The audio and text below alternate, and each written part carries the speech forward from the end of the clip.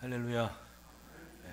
매일 성령의 인도하심을 믿으시면 아멘 합시다. 오늘 본문의 다윗은 정말 용기 있고 은혜로운 간구를 합니다. 주의 성령을 내게서 거두지 마소서. 주의 성령을 내게서 거두지 마소서. 이것은 자신의 삶을 그리고 자신의 생각과 마음을 인식한 한 종의 간구입니다. 오늘 아침 8시 반 예배 때 사회를 보시는 박우희 장로님이 딱 이렇게 사회를 보고 들어가는데 서둘다 보니까 주의 성령을 내게서 거두소서 하고 들어갔어. 주의 성령을 내게서 거두소서 그리고 들어가 버려가지고 야, 제목이 바뀌어버렸네. 내가 그랬습니다. 그래서 웃었어요. 주의 성령을 내게서 걷어가시면 큰일 납니다. 큰일 나는 거예요. 여러분, 우리가 하나님과의 관계에서 하나님의 귀한 뜻을 알고 그리고 인식하며 살아가는 유일한 통로가 바로 성령님이십니다. 만약에 우리에게 성령이 계시지 않는다면, 성령이 우리를 인도하시지 않는다면 아무도 주의 뜻을 알 수도 없는 것이고 누구든지 예수를 주라 고백할 수도 없는 겁니다. 고린도전서 12장 3절 말씀에 그러므로 내가 너희에게 알리노니 하나님의 영으로 말하는 자는 누구든지 예수를 저주할 자라 하지 아니하고 또 성령으로 아니하고는 누구든지 예수를 주라 시인할 수 없느니라. 성령으로 아니하고는 누구든지 예수를 주시라 할 수 없느니라. 예수를 믿는 신앙의 출발은 성령의 역사입니다. 성령이 계시지 않다면 우리의 생각과 마음에 평안도 없는 겁니다. 여러분, 내가 생각하고 또 마음으로 믿고 결정을 내리는 모든 시간이 성령의 인도하심이신 줄 믿으시기를 축복합니다.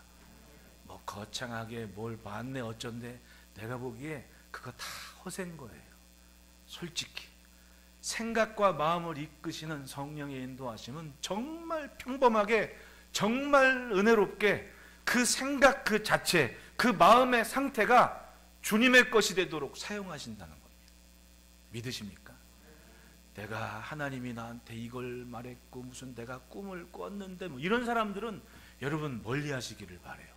내가 보기에 그렇게 말하는 사람들 10중 9은 전부 다 딴 동네 사람들이더라고.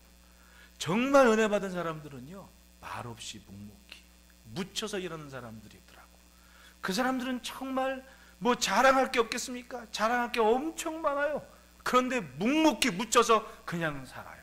남들이 알아주던 안 알아주던, 왜냐하면 성령께서 그 생각과 마음을 사용하신다는 도구된 마음을 가지니 주님만 아시면 되시지. 그리고 살더라는 거예요. 얼마나 은혜롭습니까? 성령은 그렇게 역사하십니다.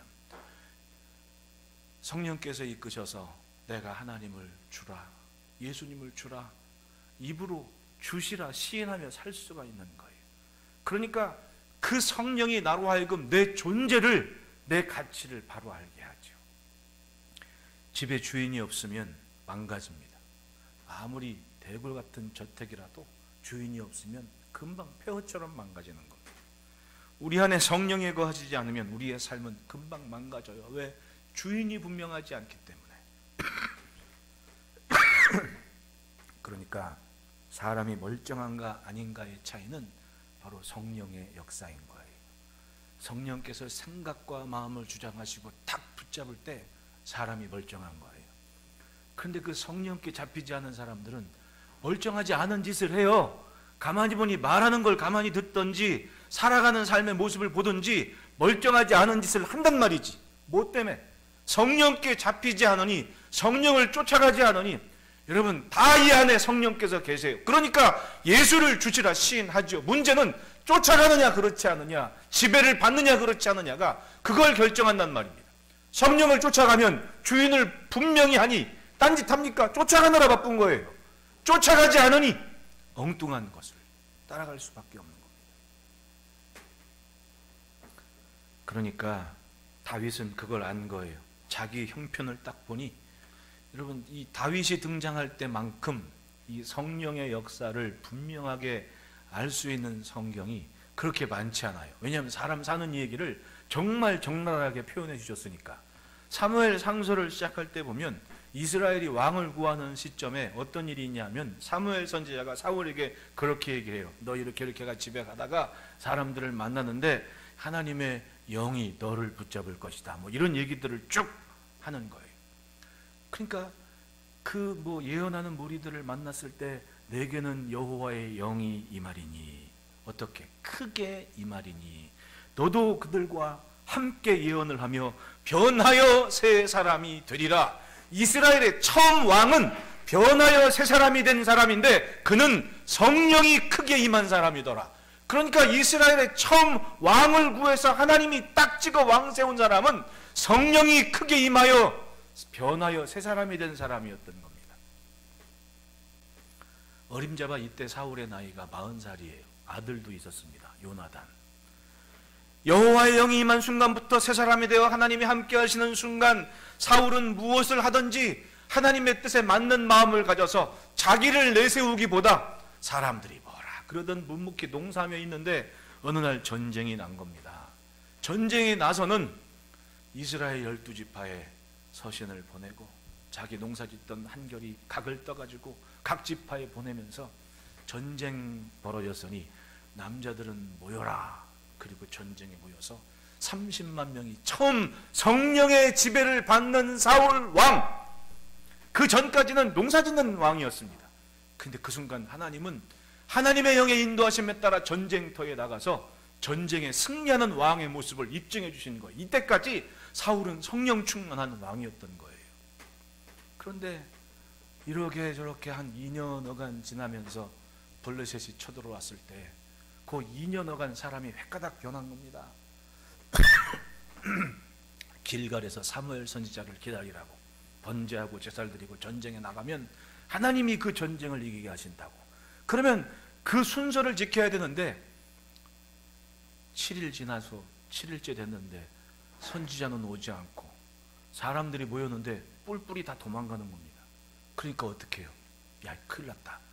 그래서 자기가 직접 제사를 해버리죠. 즉 하나님의 제사장 노릇을 자기가 해버린 거예요. 그때 사무엘 선지자가 와서 뭐라고 얘기합니까? 왜 엉뚱한 짓을 했냐고. 하나님이 당신 왕 세운 거 후회하실 거라고. 그런 이야기를 듣는 거예요. 그 뒤로면서 전쟁에 임하는 순간순간 사울은 점점 사람이 변해서 어떻게 변합니까? 자기를 내세우는 사람이 돼버린 거예요. 내가 왕인데 전쟁에 나가도 기념비 세우고 재물을 다 태워버리라 그랬는데 좋은 건 자기가 챙기고 안 좋은 것만 재물로 삼고 이렇게 엉뚱한 짓을 해요. 왜? 성령을 쫓아가지 않으니까. 하나님이 사울을 왕 세운 걸 후회하시고 이세 집안에서 왕감을 딱 찾으셨어요. 그것이 다윗이었습니다. 그 부분을 이렇게 얘기해요. 사무엘상서 16장 13절 14절에 사무엘이 기름 뿔병을 가져다가 그의 형제 중에서 그에게 부었던 이날 이후로 다윗이 여호와의 영에게 크게 감동되니라. 야, 처음 사울 왕 세울 때 여호와의 영이 크게 임하니라 했었는데 어느 순간 사울이 변했을 때 여호와의 영이 어디에게? 다윗에게 임했다라고 얘기해요. 그 다음 14절에 여호와의 영이 사울에게서 떠나고 라고 얘기하죠. 하나님의 영이 있고 없고, 즉 성령이 있고 없고의 차이가 이렇게 달라지더라는 겁니다. 성령이 떠나시니, 즉 주인이 없어지니 여호와께서 부리시는 악령이 그를 번뇌하게 한지라. 다윗은 이걸 정말 잘 알았어요. 성령의 지배를 받은 인생과 악령이 지배하는 인생의 차이가 뭔지 알았습니다. 다윗은 자신이 실수했을 때 그래서 더 애절하게 간구했던 거예요. 이 시편 51편은 다윗이 밧세바와 함께 동침한 후에 선지자의 책망을 받고 깨닫는 다음에 기도한 모습이거든요. 결국은 그 순간 알았어요. 자기가 죄를 진 다음에 야, 큰일 났다.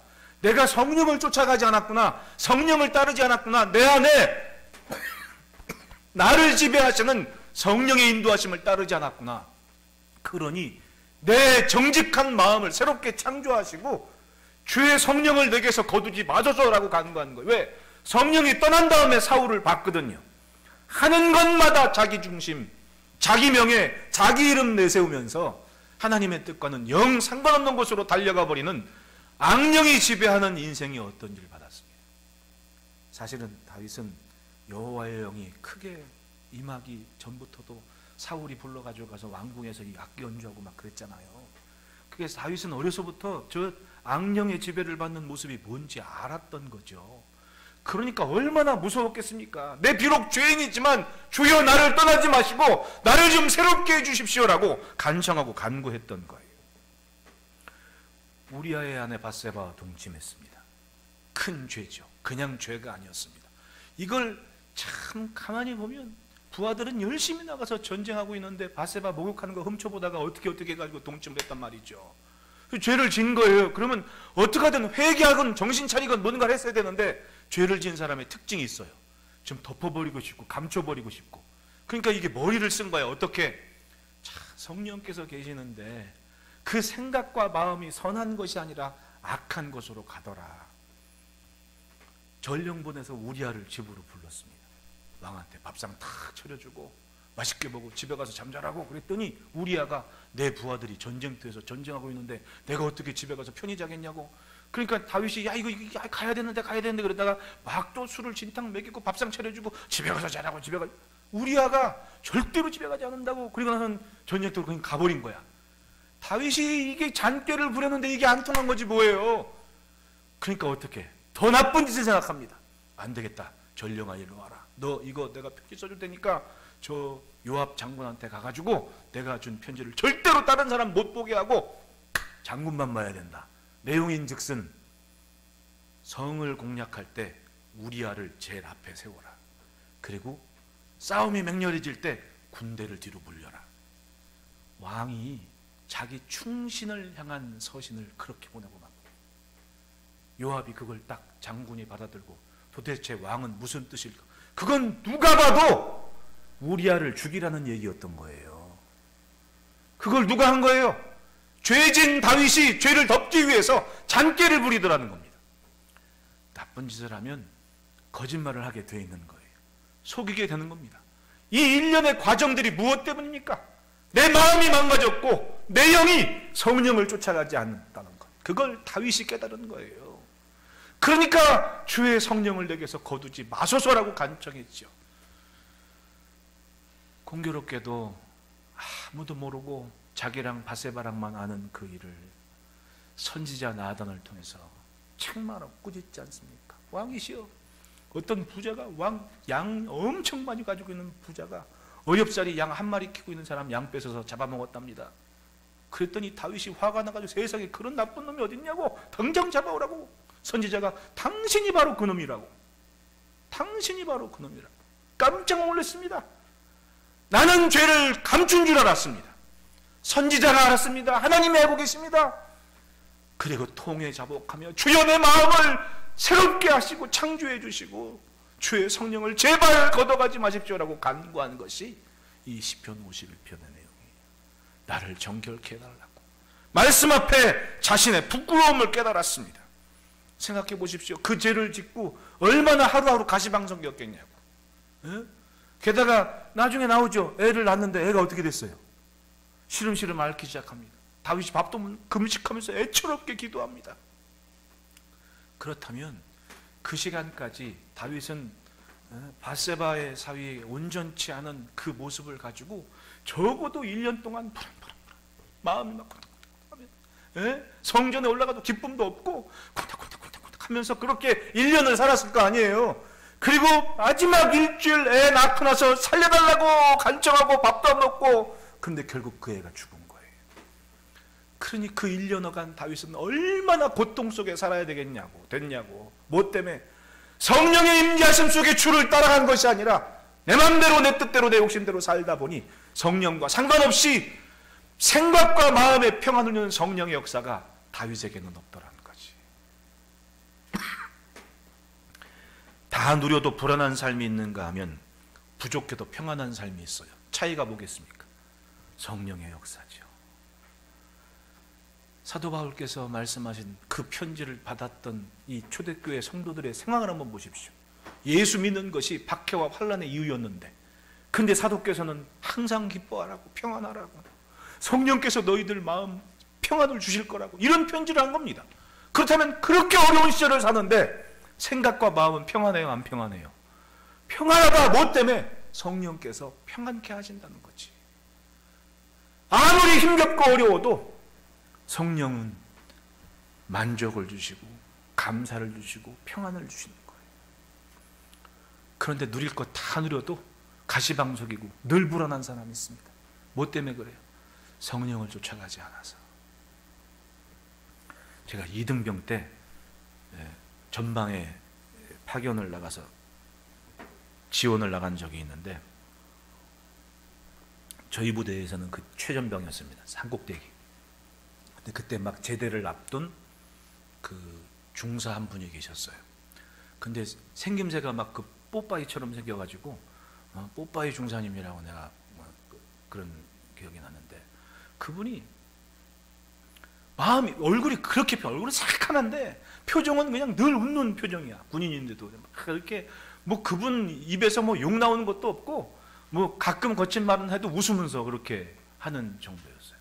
근데 제대를 앞두고 있는데 뭐 얘기를 가만히 들어보니 마음이 그렇게 편한 거예요. 당장 뭐 취직이 된 것도 아니고 뭘 하는 것도 아닌데 늘 아침마다 그냥 감사하고 아침마다 웃어요.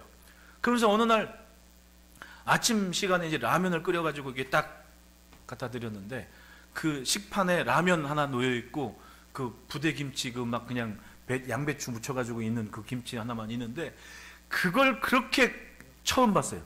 감사 기도를 하고 그 라면을 먹는데 얼굴이 그렇게 행복한 거야. 그러니까 그런 얘기를 해요. 그때 이제 컨테이너 이 저 동그란 그 경락고 같은 막사였었는데 전방에 침상 앞에서 그걸 라면을 먹으면서 감사 기도를 하고 라면을 먹는, 그때 처음 알았지 그분이 예수 믿는 거를. 근데 그분이 그런 얘기를 해요. 따뜻한 햇살 아래 뜨뜻한 국물을 가진 이 라면 한 그릇이 내게는 엄청 큰 행복이라고 그런 얘기를 해요. 예? 그래서 야, 라면 한 그릇에 저렇게 기뻐하고 감사하는 할 수가 있구나. 나중에 얘기를 알고 보니 그 중사분 어머니가 아주 신실한 전도사님이었더라고. 그게 이제 신앙의 내력인가 보지. 예? 그러니 결국은 그 믿음, 이 신앙으로 하나님을 섬기며 살아왔던 삶은 어떻게든 어디서 가든 열매가 나요. 여러분, 내가 지나가는 시간, 내가 살아난 시간은 지금 농사하는 시간으로 생각하면 지나간 다음에는 항상 뭐가 하나 나오게 되어 있는 거예요. 그게 내가 살아는 것의 열매라는 거지. 여러분, 사울이 성령만 쫓아가서 보십시오. 여호와의 영이 크게 임하니라 그대로 잘되고 형통한 삶이 됐을 거 아닙니까? 좀 됐다 하니까 내가 왕임내 하고 왕노릇 하고 싶고, 그러다가 그 욕심이 결국은 성령을 놓쳐버린 거 아닙니까? 다윗은 그걸 알았던 거예요.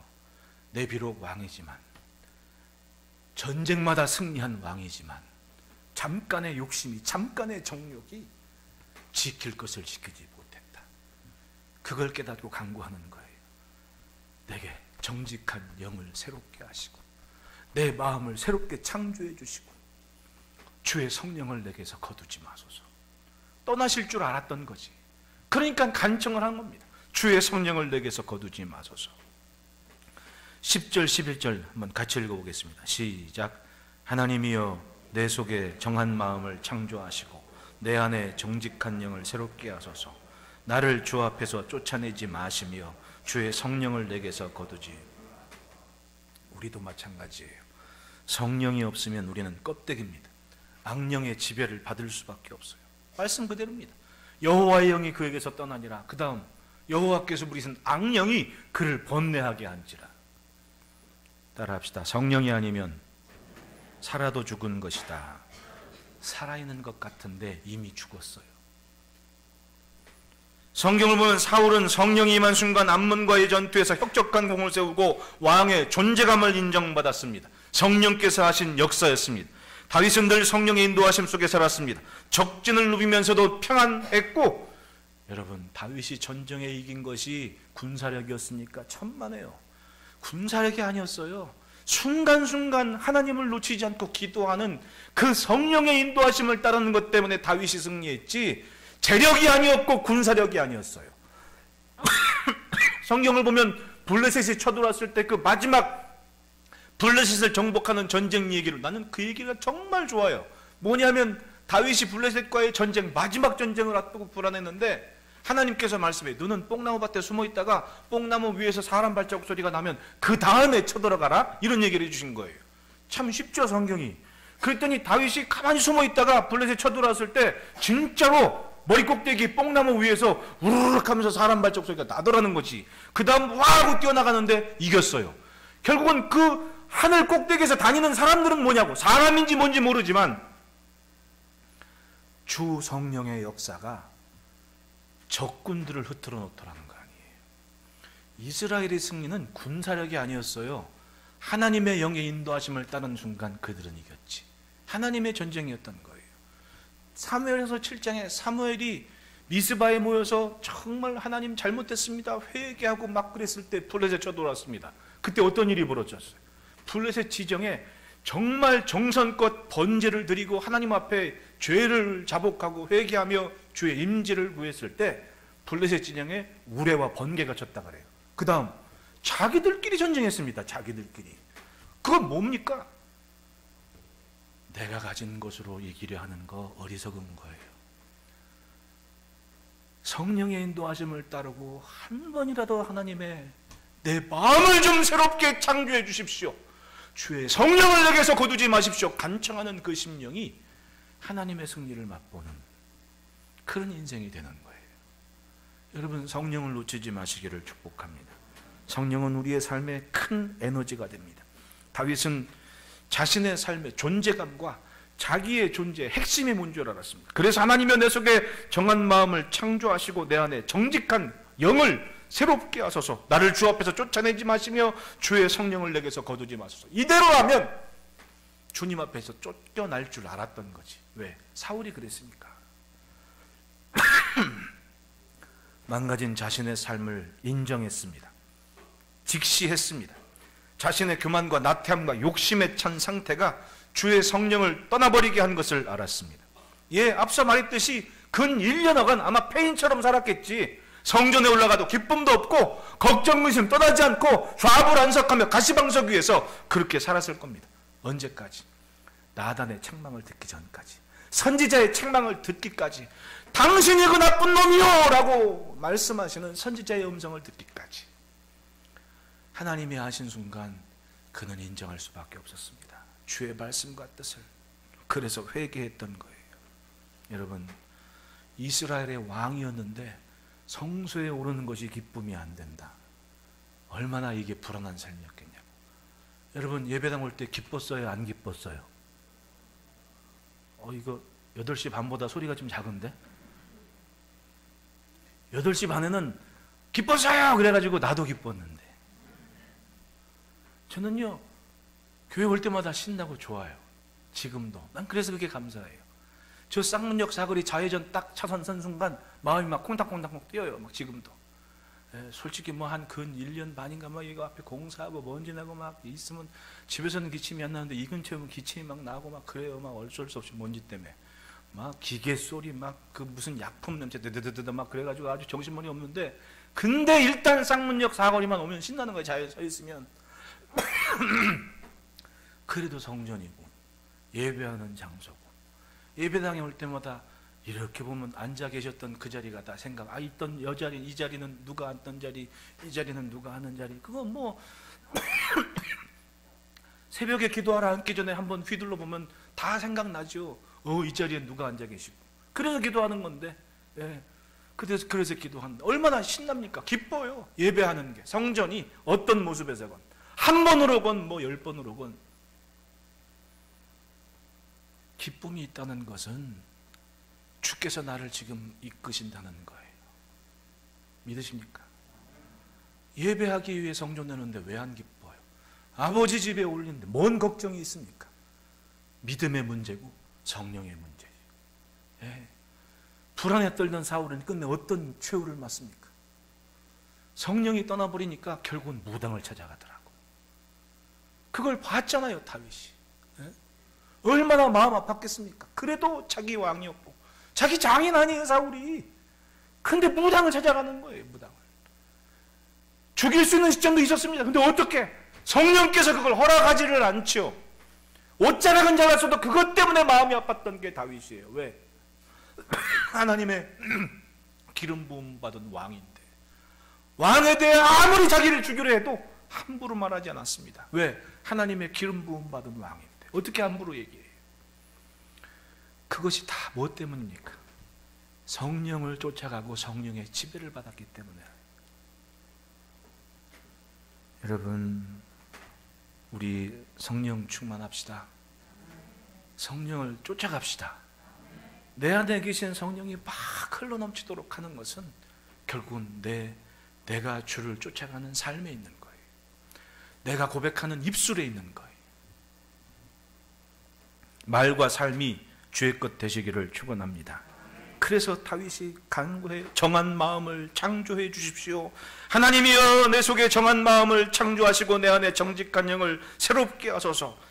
깨끗한 마음에 성령이 함께 하시는 마음 상태인 것을 알았어요. 죄는 삶을 무뎌지게 합니다. 나쁜 짓은 자꾸 하면 이게 더 이상 나쁜 짓은 몰라요. 한 번 나쁜 짓 했을 때 딱 정신을 차리면 괜찮은데, 그러니까 애들 키울 때도 그러잖아요. 처음 잘못했을 때 호되게 충격적이게끔 가르치면 그 다음부터는 그런 짓을 안 해요. 근데 애기라고 아이라고 그걸 적당히 그냥 덮어주거나 이렇게 해버리면 또 그런 짓 한다니까요. 예전에 저는 그 교육학교에서 이다도 씨 얘기를, 그 방송인 이다도 씨 얘기를 제가 신문 기고에서 읽지 않은 게 그거예요.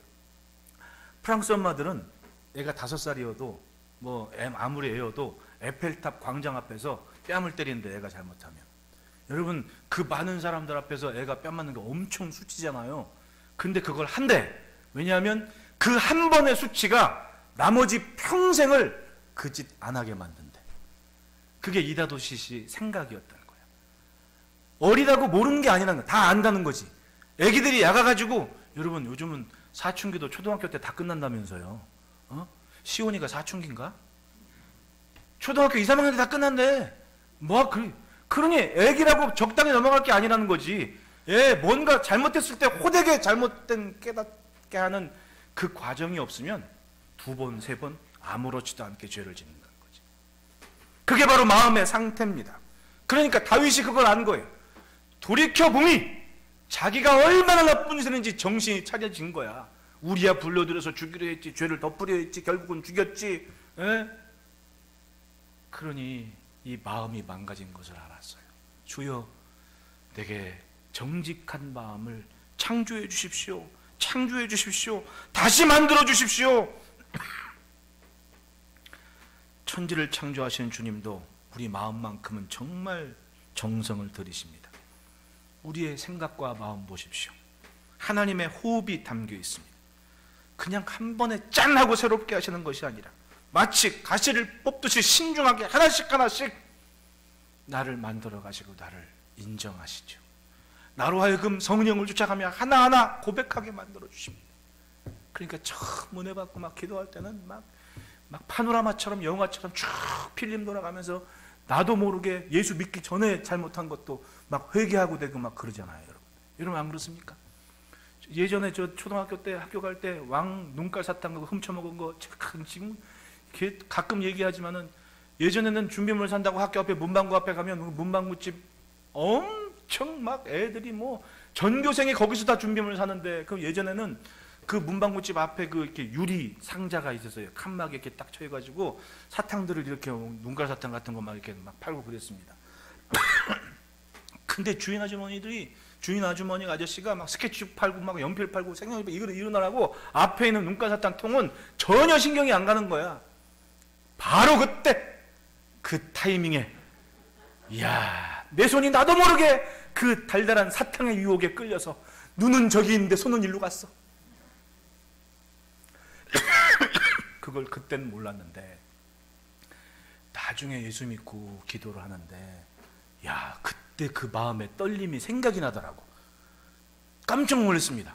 그때 그 마음의 떨림이, 그때 떨렸겠지. 근데 모르고 살았겠지. 근데 예수 믿고 어찌어찌 회개하는 시간을 갖는데 그 생각이 덜컥 나는 거예요. 근데 놀랍게 그렇게 회고기도 하는데 그때의 떨림이 느껴지는 거야. 마음이 막 쿵닥쿵닥쿵닥쿵닥.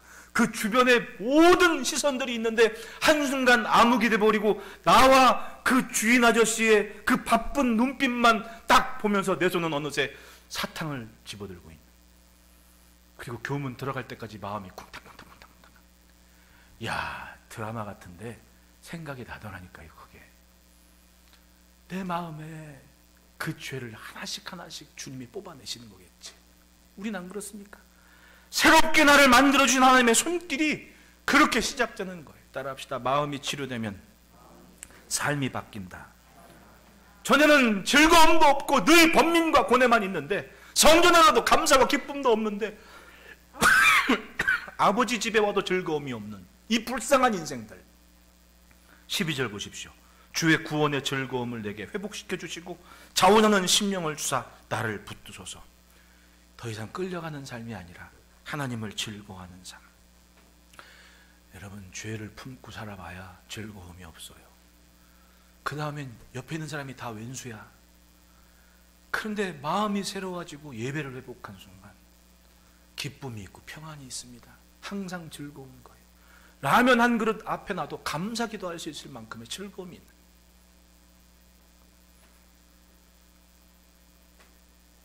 그리고 나서 결정을 합니다. 따라합시다. 주의 도를 가르치겠습니다. 예, 13절에 그리하면 내가 범죄자에게 주의 도를 가르치리니 죄인들이 주께 돌아오리이다. 더 이상 자신의 삶을 숨기지 않습니다.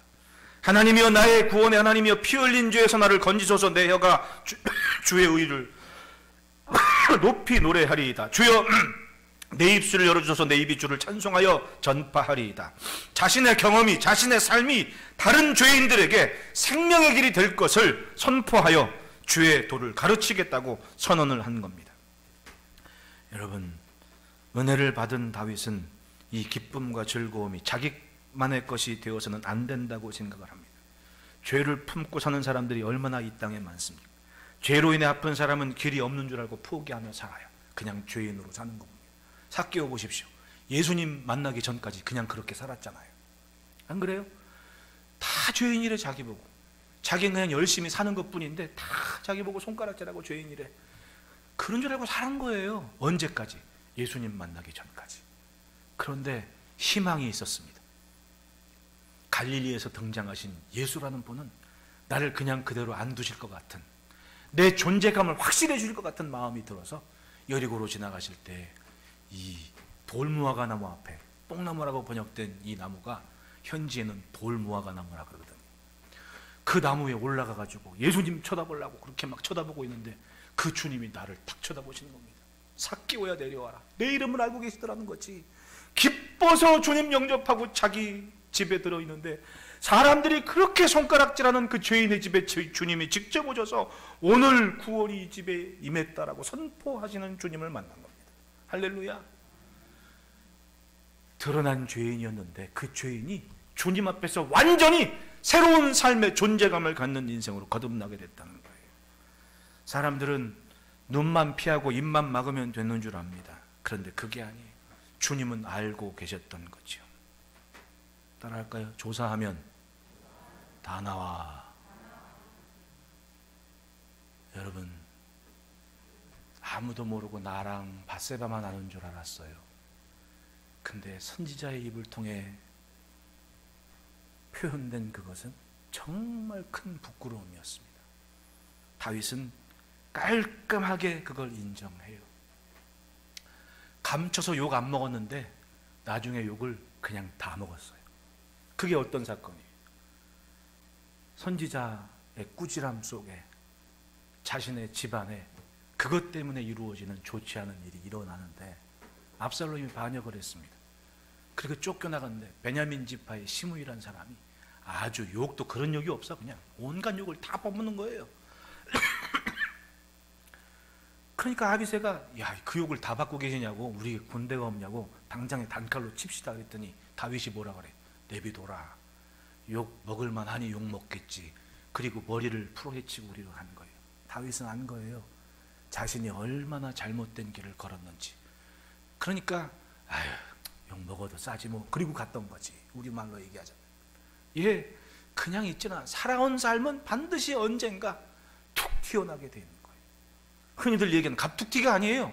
그냥 살아온 삶이 어느 순간 툭 하고 튀어났던 거예요. 다윗은 그걸 인정했습니다. 정직한 마음, 성령이 계시는 그 마음은 깨끗이 인정하고 하나님이 주실 삶을 새롭게 기대할 수 있었던 겁니다. 여러분, 우리의 욕을 주님이 다 가져가셨습니다. 십자가 위에서. 우리에게 남겨진 삶은 뭐가 있겠습니까? 주의 말씀을 쫓아가는 삶, 그것이면 돼요. 그걸 바랍니다. 그 말씀을 따라서 삶이 아름다운 열매가 있기를 주의 이름으로 축복합니다. 그래서 따라합시다. 매일 주 앞에 서자. 17절에 하나님께서 구하시는 제사는 상한 심령이라. 하나님이여 상하고 통회하는 마음을 주께서 멸시하지 아니하시리이다. 그 전까지 그냥 그걸 하나님 앞에 인정하기 전까지는, 그러니까 왕이니까 얼마나 또 보란듯이 또 번제물 제물 드려가면서 예배를 했겠냐고. 백성들 앞에 있으니까 자기가 시편 보십시오. 얼마나 즐겁게 산을 올랐는지 그런 모습으로 했던 건 했을 거 아니에요. 근데 돌이켜보니 그렇게 번제를 드리고 제물을 쌓을 성전에 올라가는 모든 것이 가식이었던 거지. 하나님 보시기에 얼마나 우스웠겠냐고. 아, 하나님께서 기뻐하시는 것은 이게 아니었구나. 뭐예요? 상한 심령이 먼저구나. 그래서 하나님께서 구하시는 제사는 상한 심령이라. 하나님이여 상하고 통회하는 마음을 주께서 멸시하지 아니시리이다. 용서받을 수 없는 죄인에게 기회를 주셨습니다. 선지자를 통해 깨닫게 하셨습니다. 말씀을 들은 순간 자신을 보았고 그것이 주의 부르심이라 인정했습니다. 회개하고 상한 심령으로 주님을 붙잡았습니다. 정직하게 인정했습니다. 아프고 병든 걸 다 끄집어내서 하나님 앞에 토했습니다. 따라합시다. 정직하지 않으면 고칠 수 없다. 여러분, 의사 앞에는 솔직하게 얘기해야 돼요. 안 그래요? 안 아픈 척하고 있으면 뭐하러 병원 가? 예? 의사 앞에서는 내가 아파 죽겠습니다 하고 해야 주사를 한 번 더 내줘. 안 그래요? 안 아픈 척하고 있으라고 병원 간 거냐고. 아프니까 병원 갔지. 그러면 고치기 위해서는 솔직해야죠. 내가 이걸 잘못했습니다. 내가 이런 일이 있습니다. 이야기를 해야죠. 그래야 고쳐질 거 아니에요. 감춰봐야 고칠 게 아닙니다. 드러내고 고백하고 여기서 고쳐지는 거죠. 따라합시다. 척하다가 척히 된다. 척히 알죠? 뭐 한 거예요? 척하다가 나중에는 뭘 해도 불만 덩어리고 막 그냥 사탄의 인형처럼 그냥 이러고 그렇게 사는 거야. 뭐 하다가 척하다가 괜찮은 척, 안 그런 척, 아닌 척하고 살다가. 여러분, 하나님 앞에서는 솔직하고 정직해야 됩니다. 내가 이런 삶을 살았습니다. 내가 이것이 필요합니다. 그러면 고침받고 세워지는 겁니다. 그 다음 어떤 일이 있습니까? 18절 19절 다 같이 읽습니다. 시작. 주의 은택으로 시온의 선을 행하시고 의로운 제사와 번제와 온전한 번제를 기뻐하시리니 그때 그들이 수소를 주의 상한 심령과 정직한 마음, 성령의 이끌림이 아니면 그 모든 멀쩡해 보이는 것이 다 헛것입니다. 마음이 정리되고 영이 정직하고 성령의 인도하심을 따를 때 그 다음 예배도 번제도 온전한 기쁨이 되는 거예요. 오늘 주 앞에 진실한 마음, 깨끗한 마음을 구하며 성령께서 역사하시는 그것을 따라 존재감 있는 생명력 있는 삶으로 주 앞에 은혜를 구하고 감사하고 즐거워하는 삶이 되시기를 축복합니다. 기도하겠습니다.